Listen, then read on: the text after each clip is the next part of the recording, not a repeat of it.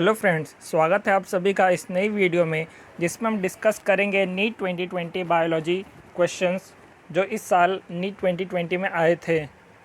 तो आइए हम आज स्टार्ट करते हैं क्वेश्चन नंबर 96 से। इसमें हमसे पूछा गया है, in which of the following techniques the embryos are transferred to assist those females who can not conceive.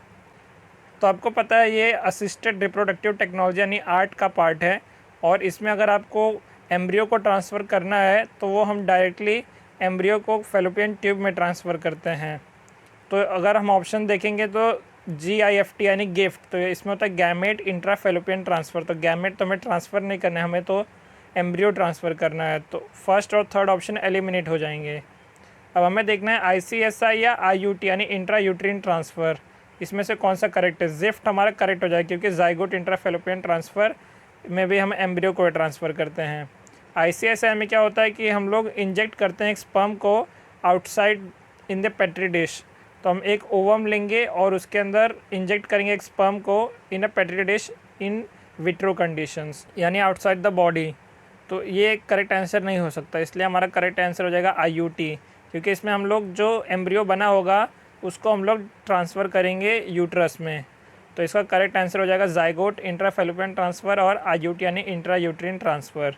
तो इस क्वेश्चन का करेक्ट आंसर है ऑप्शन 4।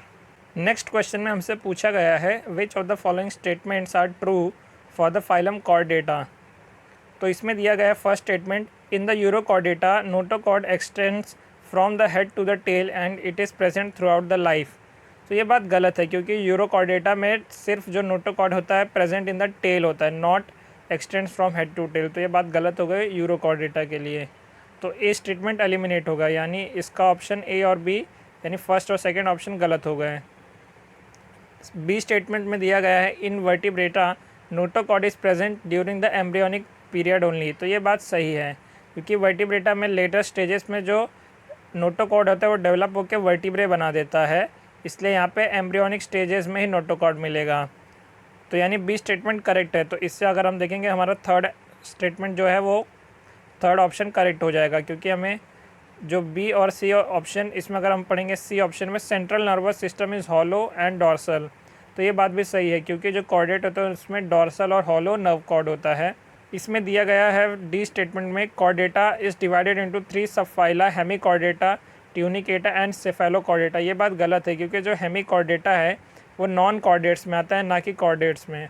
तो यानी डी और ए स्टेटमेंट गलत हैं और बी और सी स्टेटमेंट करेक्ट हैं। तो 97 का आंसर 3 करेक्ट हो जाएगा। Next question again NCERT based है, snow blindness in Antarctica region is due to. तो आपको पता है स्नो ब्लाइंडनेस में इन्फ्लेमेशन ऑफ कॉर्निया होता है, वो भी UVB रेडिएशन की वजह से। तो इसका करेक्ट आंसर हो जाएगा ऑप्शन 1। बहुत ही सिंपल सा इजी क्वेश्चन। नेक्स्ट क्वेश्चन एक मैच द कॉलम टाइप है। इसमें हमें पूछा गया है कि कौन से ग्लैंड से कौन सा हार्मोन्स की कमी के वजह से क्या डिसीज़ होता है। तो फर्स्ट है पिट्यूटरी ग्लैंड। तो पिट्यूटरी ग्लैंड में अगर आप देखेंगे पोस्टीरियर पिट्यूटरी यानी न्यूरोहाइपोफाइसिस में एंटी डायरेटिक हार्मोन रिलीज़ होता है।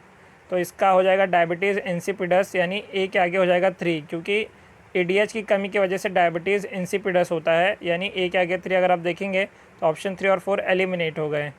नेक्स्ट है थायराइड ग्लैंड। तो थायराइड ग्लैंड में आपको पता है ग्रेव्स डिसीज़ मिलता है, तो यानी बी के आगे हो जाएगा 1। तो इससे हमारा करेक्ट आंसर आएगा ऑप्शन 2।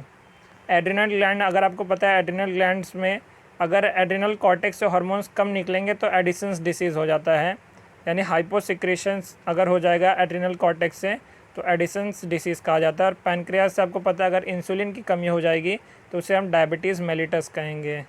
तो ये भी एक बहुत ही सिंपल सा क्वेश्चन, डायरेक्ट आपको मैच करने disease with the respective gland, और इसका करेक्ट आंसर है ऑप्शन 2। नेक्स्ट क्वेश्चन अगेन बहुत ही सिंपल सा क्वेश्चन बायोमॉलिक्यूल से। हमें पूछा गया है which of the following statement is correct.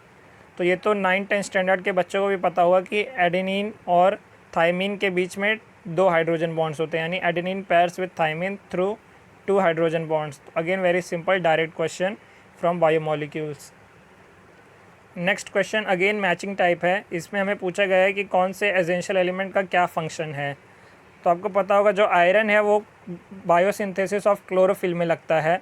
Zinc और ट्रिप्टोफैन से हम लोग इंडोल एसिटिक एसिड यानी ऑक्सीजन सिंथेसिस करते हैं। बोरॉन का रिक्वायरमेंट है पोलन जर्मिनेशन के लिए, और मैंगनीज जो है वो स्प्लिटिंग ऑफ वाटर यानी फोटोलिसिस ऑफ वाटर में काम आता है। मैं आपको एक्स्ट्रा इन्फॉर्मेशन के लिए बताया तो मैंगनीज, क्लोरीन और कैल्शियम ये तीनों भी लगते हैं ऑक्सीजन इवॉल्विंग कॉम्प्लेक्स जो फोटो सिस्टम 2 से एसोसिएटेड होता है उसके साथ में वाटर स्प्लिटिंग करने के लिए। तो ये भी आप एक इन्फॉर्मेशन की तरह याद रखिए। तो अगर आप ऑप्शंस को मैच करेंगे तो करेक्ट आंसर हो जाएगा ऑप्शन 2। नेक्स्ट क्वेश्चन में हमें पूछा गया विच of the following is not an inhibitory substance governing seed dormancy. तो ये भी एनसीईआरटी से लिया और direct question. Abscisic acid, phenolic acid और पैरा एस्कॉर्बिक एसिड ये सब इनहिबिटर हैं, और हमें पूछा गया which is not an inhibitor. तो एलिमिनेशन अगर आप देखेंगे गिबरलिक एसिड, यानी गिबरलिक एसिड जिसे हम गिबरलिन कहते हैं, या गिबरलिक एसिड 3 जो मेजरली फाउंड होता है, इसका आंसर हो जाएगा गिबरलिक एसिड, क्योंकि ये एक ग्रोथ प्रमोटर है ना कि इनहिबिटर। वैसे भी आपको पता होगा कि गिबरलिक एसिड का अगर आप बायो ऐसे करेंगे तो उसमें बार्ली स्टार्च एंडोस्पर्म टेस्ट होता है, यानी अल्फ़ा अमाइलेज की एक्टिविटी इंक्रीज़ करता है, यानी ये जर्मिनेशन को प्रमोट करने वाला है ना कि इनहिबिट करने वाला है। तो इसका करेक्ट आंसर हो जाएगा ऑप्शन 4। नेक्स्ट क्वेश्चन है from his experiments SL. Miller produce amino acid by mixing the following in a closed flask. Again simple factual question है। इसमें आपको पता होगा कि 800 डिग्री सेल्सियस उन्होंने टेम्परेचर रखा था, तो ऑप्शन 2 और 3 एलिमिनेट हो गए। फिर यहाँ पे दिया गया है CH3H2 और NH4। तो NH4 तो डाला नहीं था, अमोनियम तो नहीं यूज़ किया था उन्होंने, अमोनिया गैस यूज़ किया था। तो इसका करेक्ट आंसर हो जाएगा ऑप्शन 4 यानी CH4, H2 और NH3 और water vapours at 800 degree Celsius. इसमें एक और इम्पॉर्टेंट चीज़ आप याद रखिए कि इसका रेशियो क्या रहेगा। तो अगर CH4 और हाइड्रोजन, अमोनिया और हाइड्रोजन का अगर आप रेशियो देखेंगे तो ये होता है 2:1:2, यानी अमोनिया का प्रपोर्शन 1 होगा, बाकी हाइड्रोजन और CH4 का प्रपोर्शन 2 होगा, यानी डबल होगा एज़ कम्पेयर टू अमोनिया। तो ये भी आपको आगे किसी टेस्ट में पूछा जा सकता है, इसलिए आप इसे भी एक एक्स्ट्रा इन्फॉर्मेशन की तरह याद रखिए। और ये क्वेश्चन तो बहुत सिंपल सा था। अगला क्वेश्चन जो है वो बहुत ही सिंपल सा क्वेश्चन है, लेकिन उनके लिए जिन्होंने एनसीईआरटी लाइंस को अच्छे से रीड किया है, वरना उसमें ये आसानी से गलती कर सकते हैं। तो हमें इसमें पूछा गया है experimental verification of the chromosomal theory of inheritance was given by. तो बहुत लोगों को लगेगा कि क्रोमोसोमल थियोरी ऑफ इनहेरिटेंस तो सटन एंड बोवेरी ने दिया था, तो हो सकता है वो ऑप्शन 1 या 2 मार्क करें।